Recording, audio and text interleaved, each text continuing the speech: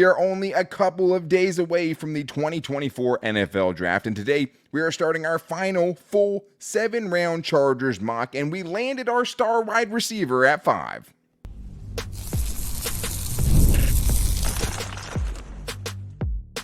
You are Locked On Chargers, your daily podcast on the Los Angeles Chargers. Part of the Locked On Podcast Network, your team every day.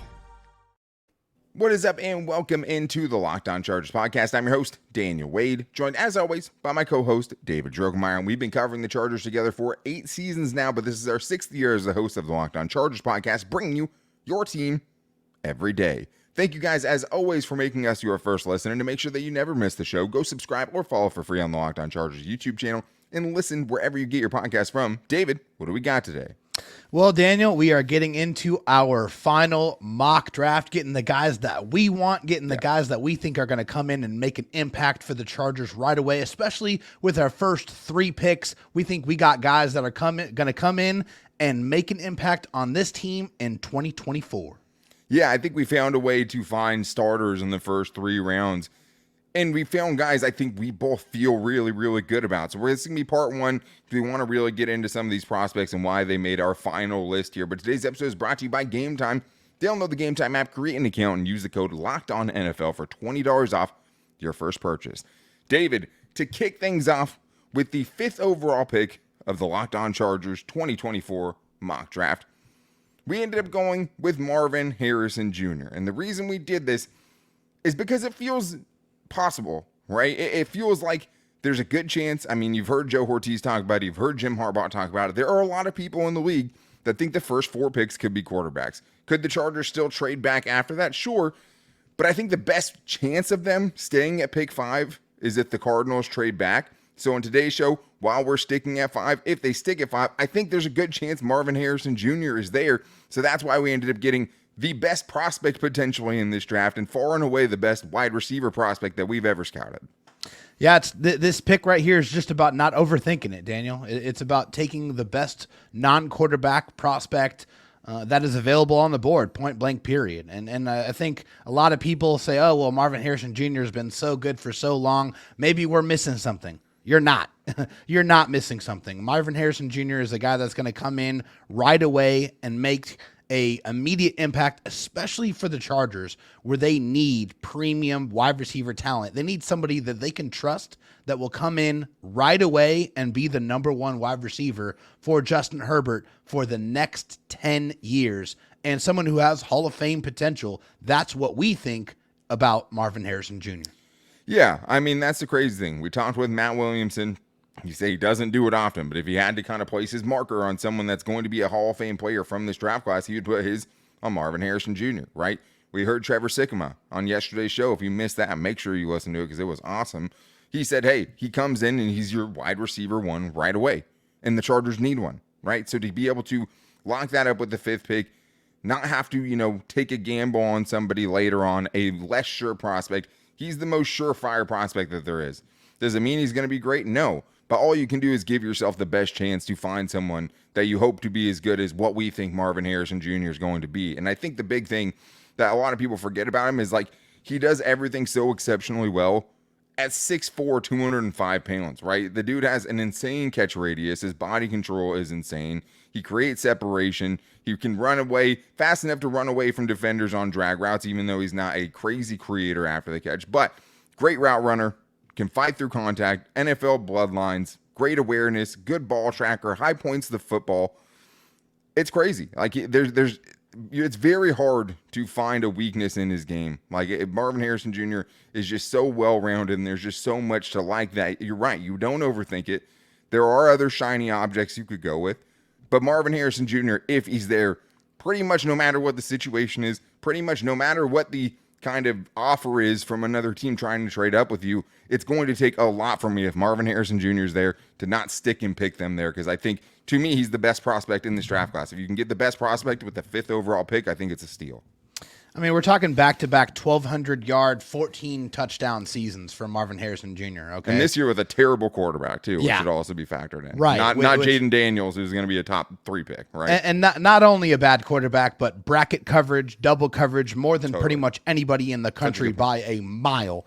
But Marvin Harrison Jr. puts DBs in a blender. I mean, he makes them look very, very bad. He has a nasty head fake. He has a naturally larger frame, which allows him to be a pretty adequate blocker. His change of direction is crazy. I mean, he has the speed to run away from defenders. He also made Bruce Feldman's freak list because he benched 380 pounds this offseason. He did 22 reps at 225, and he's a wide receiver. I mean, that's nuts. Also, he hit 23 miles an hour on the GPS data, which, just to put it in context, that's Tyreek Hill levels of speed, okay? So to be at 6'4" and to be able to run that fast is ridiculous. Also, he's an excellent jump ball wide receiver, had 13 contested catches. He's a true deep threat. He had the 3rd most deep catches according to PFF. Also the 5th most deep yards at 598. Marvin Harrison Jr. is a guy that can really do anything that you want. I mean, if you want to create separation off the line of scrimmage with his release packages, he can do that. If you need him to catch in space, he can do that very, very well. If you need him to do the contested catches, he can do that well. He can win in so many different ways. He's just a receiver that, usually you look for receivers that have certain traits to do certain things. Marvin Harrison Jr. can do it all. That's the beauty of being able to grab him with the 5th overall pick and being able to plug and play and get and expect immediate production from a guy that's this just unbelievably talented. Yeah, and I think we're in an era now where you see the Jamar Chases, you see the Justin Jeffersons, you even see the Odell Beckhams, right? And guys like that who can come in and they just put up bananas numbers. Puka Nacua, another guy last year, right? Where it's like, as rookies, they're coming out, and like Joe Ortiz said, these guys are so much more polished now than they've ever been because they're doing this their entire lives. If you're looking for cons, I mean, he didn't test. That's a con, I guess, right? Not a huge creator after the catch, only 5 missed tackles for, still averaged, 6.5 yards per catch after the catch, right? 6 drops last year, I guess, would be the biggest thing. I'm not that worried about it, though, because he had 77 catches in 2022 and only 3 drops. So I think that's just with a much better quarterback. Yeah. Yeah, I mean, 3 drops on 118 targets when C.J. Stroud was there. So I'm going to take that ridiculous. Sample size a little better. Yeah. And the thing is, David, you could be sitting, you might be listening to this and saying, okay, well, Marvin Harrison Jr. is not going to be there. Sure, right? Yeah. We don't know who's going to be there. I think the nice thing for us specifically is we're fully on the Malik Neighbors trade bandwagon as well, right? So, if it ends up being, Marvin Harrison Jr. is gone, we are totally good with taking Malik Neighbors and getting another guy who I think would absolutely be their wide receiver 1 if they go that route. Yes. I mean, Malik Neighbors is just one of those pure separators, a guy that can get separation in a flash. And he runs every route. I heard somebody say he runs every route like he takes it personally. He does, and I truly believe that. I mean, it just the ferocity in which he runs his routes, the way he's able to snap them off, the way he's able to snatch the ball out of the air. Yeah, he's mostly did most of his damage out of the slot, but I feel like he has the flex to be able to go outside and win on the outside as well. A true kind of speed demon. Malik Neighbors is a guy that has traits that the Chargers have really never had. For me, following the Chargers, they've always had kind of bigger, more physical type of wide receivers. They haven't really had a lot of those pure separators, guys that can really just go out and get away from a DB with just that pure raw speed. Yeah. And I think Malik Neighbors is definitely that guy. So, if Marvin Harrison Jr. is not there, I would be ecstatic about getting Malik Neighbors and bringing him into the fold. A hell of a consolation prize. Elite combination of speed and toughness. I think that's the thing he doesn't get enough credit for. The man with the ball in his hands is tough. He's breaking tackles. He's not just outrunning people, right? A yak god, truly. Along with just being able to separate and get open on his own and be a 4-3 guy. Like, you just don't see the combination of all those things. It would be pretty close. Also being a good blocker, too. Yeah, it'd be pretty close between him and Jamar Chase as far as like guys I've watched and how good they are. I mean, I think he's on that level. I think Marvin Harrison Jr. might even be better than that or is better than that. So if you end up with Malik Neighbors, that's fine. If we're coming away from pick number 5 in our final mock draft with one of these 2 wide receivers, I'm perfectly happy with it. But more excited about, I think, maybe what we did in round 2, maybe just because we talked about these receivers as much, because David, Jackson Powers-Johnson, the hype train kind of went up, and it felt like it came back down to the point where it feels like there's a chance the Chargers might be able to land him at 37, and I am sprinting, even with my baby in my hand if I have to the podium to make that pick. A perfect Harbaugh guy, toughness, versatility, and we're going with him for our second round pick, and we're absolutely thrilled about it, and we're going to get into it and more in today's Locked On Chargers podcast. First, though, I need to tell you guys about Game Time, because Game Time is now an authorized ticket marketplace of Major League Baseball, which makes getting tickets even faster and easier. Prices on the Game Time app will actually go down closer to when it gets to the first pitch. And also with Game Time, it's always good to check close because they have killer last-minute deals, all in prices, the view from their seats, and their lowest price guarantee. Game Time, if you're doing anything, go to Game Time. I know when I go back to my first Padre game, I'm going to Game Time. The Phillies are coming to town. You're still getting those tickets for $24 on their next homestand. Little NLCS, recap from a couple of years ago. Happy to do that. Great atmosphere, I'm sure. But also, my favorite experience with Game Time was Blink-182 was in town. I'm a San Diego guy. I've loved Blink-182 my whole life. Didn't think we were going to get to go. Found tickets that said obstructed view on other sites, other apps. We went to Game Time. We saw the view. It was perfect. We got the tickets for $18. Saw one of my favorite bands. And that's what I love about Game Time. Take the guesswork out of buying tickets with Game Time. Download the Game Time app, create an account, and use the code LOCKEDONNFL for $20 off your first purchase. Again, create an account, redeem the code LOCKEDONNFL for $20 off. Download Game Time app today. Last minute tickets, lowest price, guaranteed. All right, David, well, it's time to get into round 2 of our Los Angeles Chargers mock draft. I might have spoiled it a little bit, but I'm really excited about our third round pick here, too. Pick 37 in the second round. We know the Chargers added Bradley Bozeman, but that did not stop us from going with Jackson Powers-Johnson, JPJ, the center from Oregon, a guy that I think embodies a lot of the things that this new regime really, really values. Getting your, next center of the next 5 years at least. Getting a potential competition at guard now with this kind of a pick, right, gives you some versatility there. And the reason this feels like it's more doable now, David, because we kind of went through and made sure we could find people who actually thought these guys could drop, right? Yeah. Peter Schrager, who does his entire mock draft, not even based on the film, but just what he hears and how plugged into the NFL he is, left Jackson Powers-Johnson out of the first round, which was surprising. And I think it tells you a lot of things, and I have seen other places that the NFL guys aren't necessarily as high as what the casual fan is on Jackson Powers-Johnson. Chad Reuter from NFL.com just put out his last 7-round mock draft, had him going 51st to the Steelers. Maybe a trade, but 51st. So, David, if that's the case, if he's available, we didn't think this would even be a possibility. But since it is, my second-round pick and my preference at 37 is now back to Jackson Powers-Johnson. And if I come out of the first 2 rounds with Marvin Harrison Jr., Jackson Powers-Johnson, I'm feeling pretty damn good. I'm feeling phenomenal. And the reason why center is really, really important for me to address is how much of an impact Corey Linsley had. Corey Linsley, when he was at his best, when he was in his prime with the Chargers, he was absolutely dominant, and he made everyone around him better. He was a force multiplier. I didn't put as much stock into the center position before having him, but after having him and watching him and how much he made everyone else's job easier, I definitely put a premium on the center position, and I wanted somebody that was a commander, that was dominant, to be in the middle of my offensive line. And when you watch Jackson Powers-Johnson's tape, dominant is a word that's all over what you watch. I mean, 6'3", 320 pounds, and this guy can do absolutely everything that you want him to do at the center position, Daniel. He can. I mean, I literally have my notes that I laughed out loud, like watching him block somebody out of the screen from the center position, right? Power to move people if he needs to. 37 knockdowns in 2023, according to Dane Brugler. That means 37 pancakes. That man was living at a Denny's last year. IHOP, baby. Dudes he put on the ground. And barely 21 years old. First team All-American. Won the Remington Trophy for best center in the country.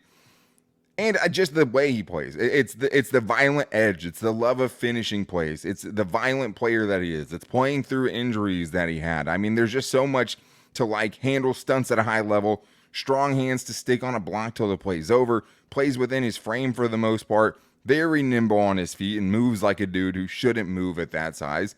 I mean, if you're looking at the cons, like there's just not that much. Like, me and you had a really hard time coming up with cons for this guy. I think you would say, hey, multiple concussions, something I didn't always know about, which I understand that. Groin issues in 2023, but played through it. I think, honestly, one of the biggest things is just played against Pac-12 defenses. Like, I guess you could hold that against him. But this is a move that we've always loved every time we've talked about him. You know, it didn't feel like it was an option at some point unless the Chargers traded back and got a pick in the 20s in the first round. Now starting to feel like more of an option. So I think we love that to start this mock draft. I would love that. I would take both of those guys if they were there in a heartbeat. And there's a chance it actually happens, most importantly.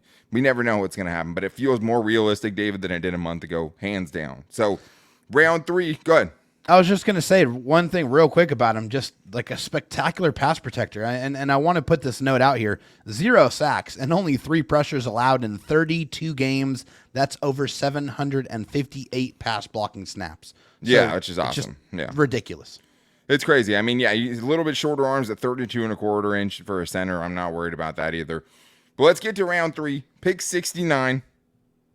This is another guy, David, where I think the Chargers could luck out in landing this guy in the 3rd round because of his 40 time. At 69, we went with Gerorgia cornerback Kamari Lassiter, who Dane Brugler just had as the 74th overall pick in his mock draft, which tells me there's a chance this guy, because of that 40 time, falls to the 3rd round. And another guy, David, if I'm able to land this dude, to tell you I'm not as concerned about the 40 as so many people else are, having watched him, another guy, whereas if I can get those 3 needs the first 3 rounds, I'm so happy with that pick if they can get Kamari Lassiter in the 3rd round. Yeah, 100%. 5'11", 187 pounds for Kamari Lassiter. Not afraid to meet the ball carrier in the hole. I mean, this guy has the attitude that you want from a corner tackling. He understands which leverages to play. I thought he had pretty good speed. I mean, I think the 40 time would fight against that, but his play speed, I feel like, was definitely adequate. I love that he jammed receivers at the line of scrimmage. Really good closing speed. When he sees like a wide receiver screen, it's target acquired. It's a heat-seeking missile. It's get downhill in a hurry and explode through the wide receiver. Physical when breaking up passes with good timing. Does a really good job of keeping his eyes on the quarterback while still being able to stay in phase with the wide receiver. So, I mean, those are all things that I'm looking for my corners. I want good size. I want good intelligence. And I think Kamari Lassiter has all of those tools, and you're getting him in the 3rd round. This is a guy I expect to be able to start on the outside pretty much right away. And some people think he's a nickel. And even if he is a nickel, that's fine with me, right? If you get a starting nickel out of him, I totally understand that too. I think the hard thing is the variance in the 40s. There's some people like Dane Brugler had it in the beast as a 4.64. Then Field Yates is coming out saying, hey, I had 4 NFL guys who told me they all had him between 4.5 and 4.51 at his pro day, which is right around Terrion Arnold's speed, right? We weren't worried about it with Terrion Arnold. No. I'm not worried about it with Kamari Lassiter. Solid form on his tackling, not afraid to get his nose dirty, will get off the blocks of wide receivers and go make big hits. Comes up, like you said, we were talking about, like, watch the South Carolina game a couple times. He just gets downhill so quick and just lays a lick on somebody. Has inside-outside versatility, good at breaking on the ball, like you talked about, pretty aggressive. And I think he just maximizes what speed he has. And I think even though he might not have the top-end speed, I think his acceleration gets him out of a lot of problems, too. I think he's a much better accelerator than he is a top-end guy. And I think there are some cons, David. I think the pros just outweigh it for me, where it's like, I love this dude. If he makes it the 3rd round, I'll be stoked. Yeah, absolutely. And I think you look at the Chargers cornerback position, it's pretty obvious that they need to bring somebody in, and I think it has to be addressed in the first couple of rounds. I understand that they went and got Christian Fulton, but Christian Fulton's a guy that we have seen some uneven play from. And so I think, and it's a 1-year prove-it deal, right? So, and that's the theme across most of the moves that the Chargers have made in free agency is none of the moves that they've made is really going to preclude them from taking any of these positions in the draft. And I think, as Joe Hortiz said, hey, as long as I'm the general manager, I'm going to be constantly looking for corners. I'm never going to stop looking for corners. If he's available there in the 3rd round, I'm ecstatic about it. And I feel like I'm getting somebody who's going to help me and help my defense right away. Yeah, and like I said, if he ends up being a slot, he's a slot. He's big enough to be on the outside. He's not a 5'8" dude, like some of the guys we've seen in the past. I think it's the top end speed that people are worried about. I still think he could be okay outside. I think he could be okay inside. His agility grades were off the charts as well. He can cut with people. He can stay with receivers on in breaking out, breaking routes. Not worried about any of that stuff. His tape is elite. I loved his tape. And if he's not there, Max Melton's another guy we would be good with in the third big round. fan It of feels Max like Melton he's here. might not fall to where, 69. And even in the second round, right? If Jackson Powers-Johnson does go, because somebody can see the same vision we're seeing, right? Yeah. There's still a Zach Frazier who we'd be good with. There's still a Mikey Samer still who we'd be good with the second round pick. Yeah.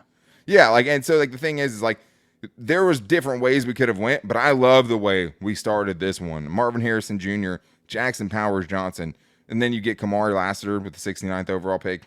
That's as nice as it gets for me, honestly. I mean, that's a great start for this draft. If the Chargers do that, I will, I'll be just about as happy as I could possibly be, sleep or no sleep. But we do have one more pick we're getting into today, and then going to talk about how we're going to attack the day 3 of the draft and the second, 4th round pick, and then on trying to find some sleepers on tomorrow's show and more on today's Locked On Chargers podcast.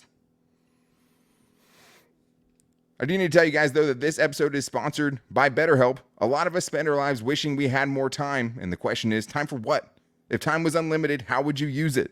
The best way to squeeze that special thing into your schedule is to know what's important to you and make it a priority. So right now, one of the things I've talked to my therapist about, the most important thing to me is sleep. If I could have unlimited time, I would sleep for an unlimited amount of time and catch back up, because right now I'm running on 4.5 hours of sleep a night. But it's important to kind of prioritize that. Not all the family can see the baby every day, and I have to be okay with that, because I still have to be able to function and do the things that I have to do to make my life livable right now and bearable. That's one of the great things about a therapist, though, is just being able to have someone to unburden to and help kind of talk some sense into you and tell you things are okay and tell you don't have to feel guilty if you can't see everyone all the time, because you need to do what's important to you. So learn to make time for what makes you happy with BetterHelp. Visit BetterHelp.com/LockedOn today to get 10% off your first month. That's BetterHelp, HELP.com/LockedOn. I also need to tell you guys about FanDuel, the official betting sponsor of the Locked On Chargers podcast and the Locked On Podcast Network. And the great thing is, it's playoff time, and the NBA and the NHL and baseball is also in full swing, and FanDuel is your place to bet on every game. And right now, they have one of the best promotions you're going to get all year, right? New customers get $150 in bonus bets guaranteed. You don't have to win a $5 bet. You don't have to do anything. $150 win or lose in bonus bets on FanDuel right now. It's a great time to get on the action. Plus, there's so much playoff action right now. It's a great time to be betting on anything. Bet on everything from slap shots to home runs to slam dunks, all in an app that is safe, secure, and easy to use.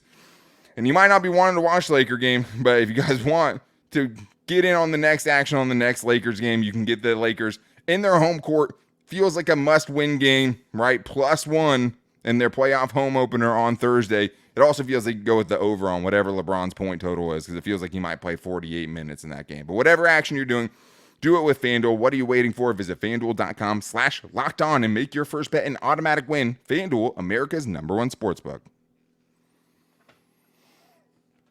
All right, David, we're continuing our 7-round Chargers mock draft part 1. If you guys haven't already, make sure to check out the Locked On NFL mock draft, where we landed Marvin Harrison Jr., which inspired this pick. We saw it play out in real time. The Cardinals took the haul at 4.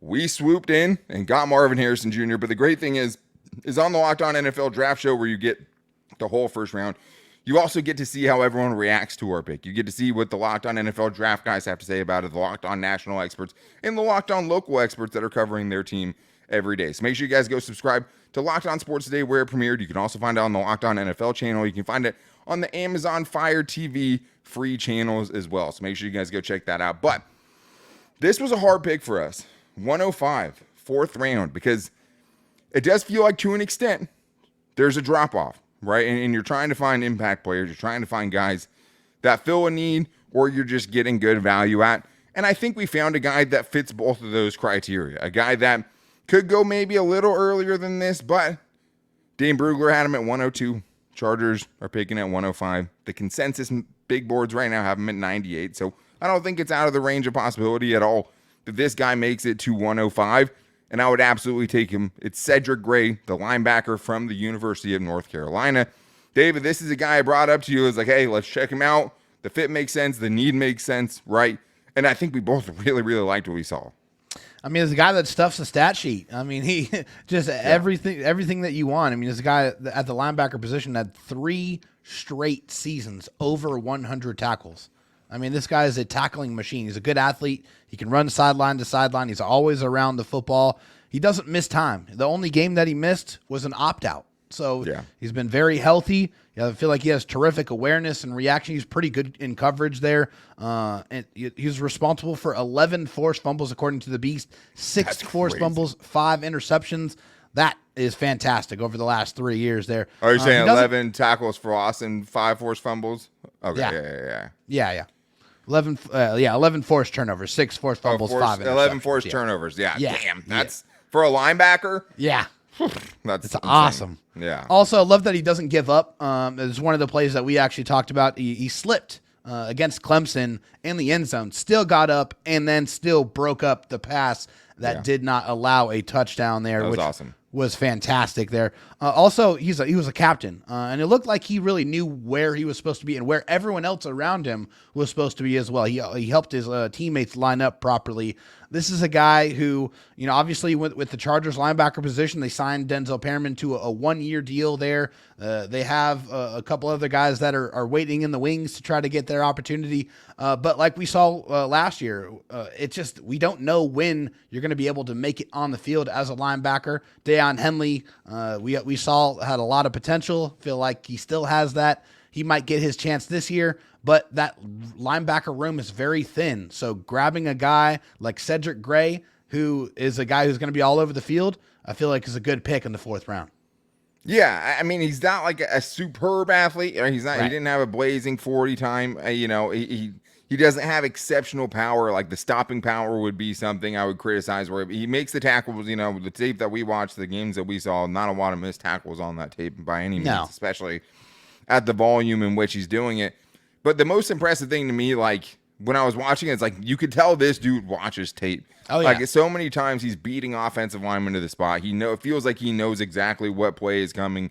He's getting his teammates lined up in the right spots.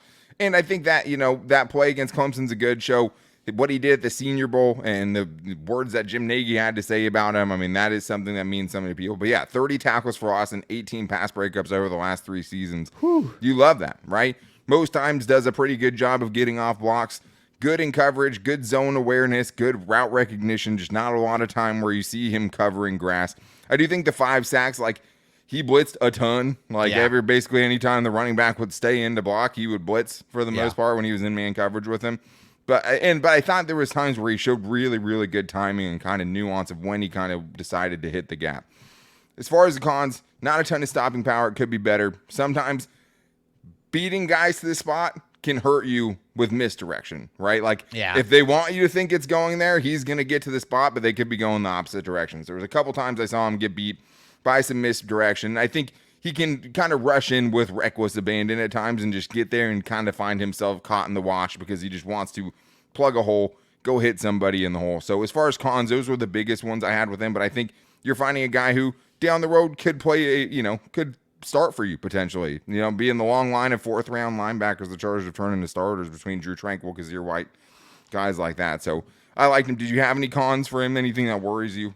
Yeah, the one con that kind of stuck out to me a little bit was just I think he had some issues shedding blocks from time to time. I think that's definitely something that, he's 234 pounds, so maybe he can add a little bit of weight to that frame, and maybe that'll help him, add a little bit of functional strength.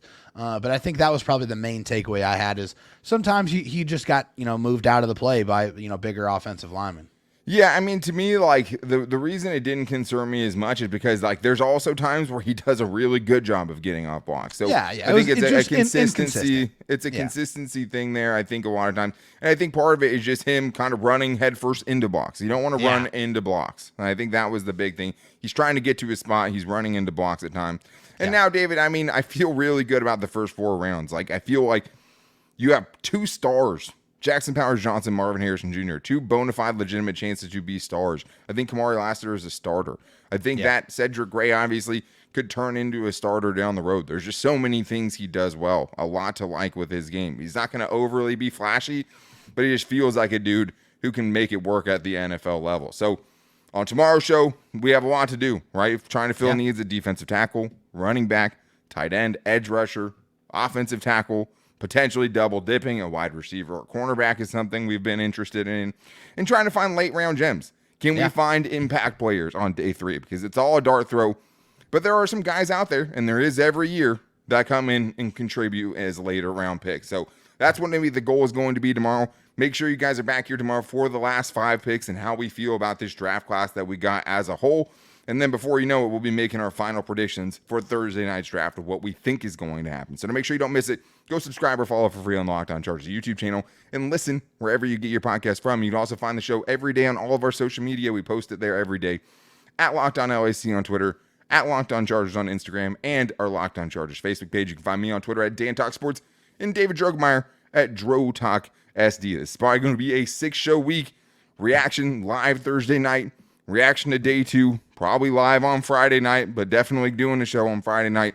It's going to be a big week. Make sure you guys are subscribing and make sure you're back here tomorrow where we try to find some sleepers on day 3 as we fill out the rest of our Locked On Chargers mock draft, the final 7-round mock draft we're doing. But until then, guys, take it easy and go Bolts.